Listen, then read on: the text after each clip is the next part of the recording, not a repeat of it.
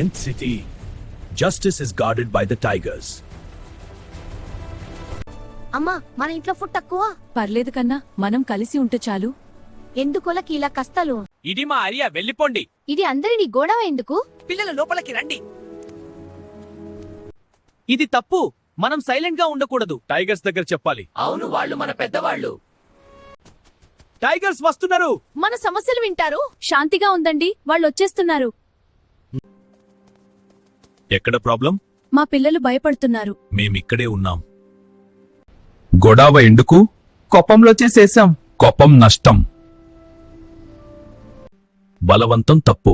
మళ్ళీ జరగదు. ధన్యవాదాలు.